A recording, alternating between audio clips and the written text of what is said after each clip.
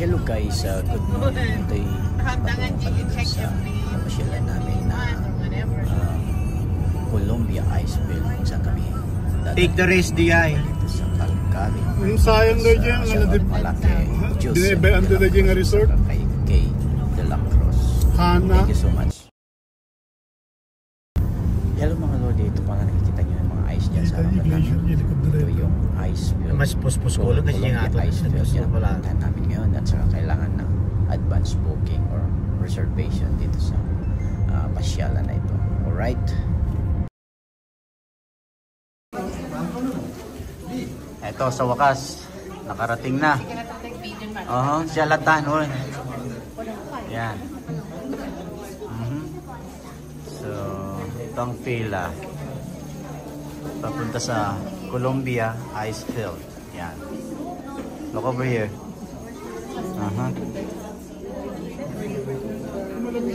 Yan, dito talaga dinayo ni Andre para makapunta sa Columbia Icefield. There you go.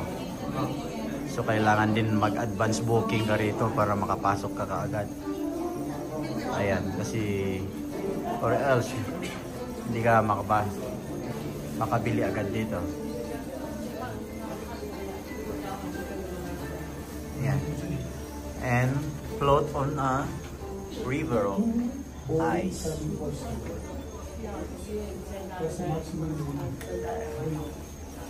Okay. Alright guys, good morning. Dito ang pila papunta sa Columbia Icefield.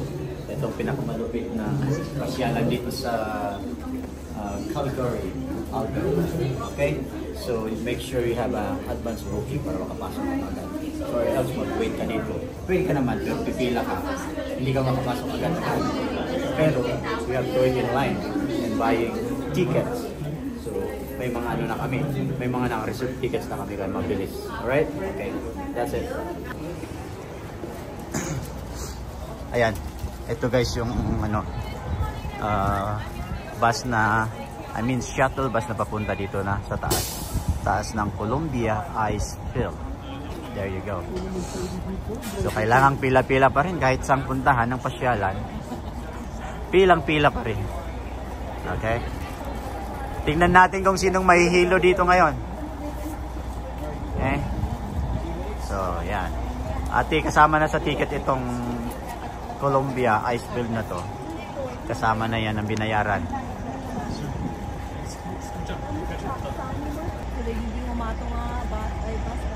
Yeah, itong yung bus na ito, dadalhin ka doon sa taas doon.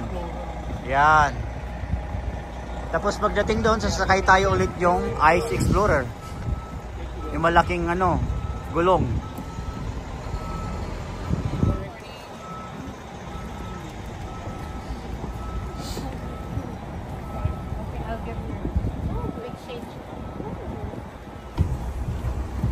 Ito guys, galing kami doon sa Columbia Icefield na bus, yung blue na yan.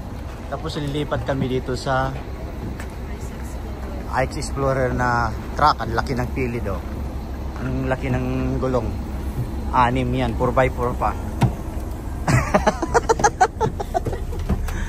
Oh, to. Oh. Alikabok. Where that? Ito, tignan natin kung doon kayo takinan rin tayo tiniyo ka ito kami tikimbre. Aray ko ito, ibang klase itong sasakyan na to talaga. Stay here long. Okay.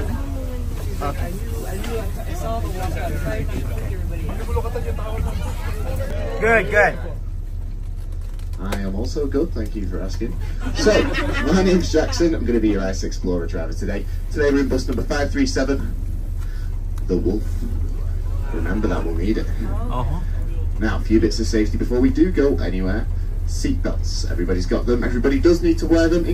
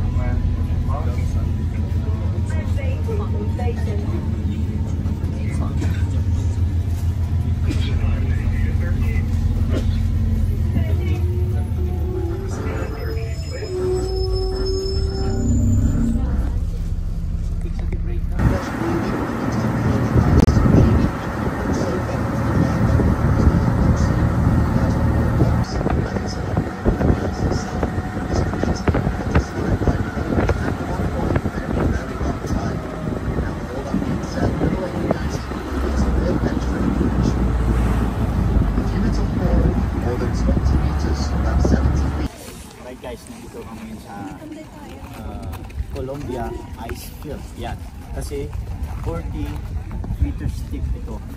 Kapal ng snow. Yan. Pero ginawang ice jeep na to para hindi siya madulas. Ayan yung mga service namin na pumunta dito. Yung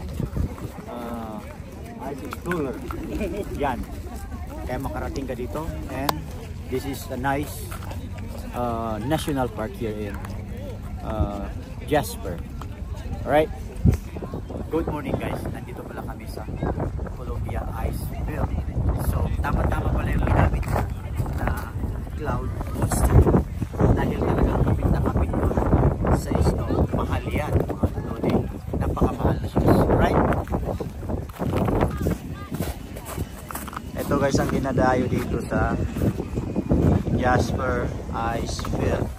Nandiyan na yung mga service. Yan, ang lalaki. Tawag yan mga lodi is Ice Explorer. Pagkikita mo yung gulong yan, napakalaki. 6x6. Yan ang tinatawag na 6x6. Hindi na 4x4 yan.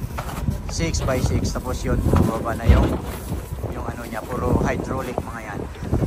Yan. Ay, yung ano niya, tire niya. Yan, parating yung isa lodi. Yan, malupit yan.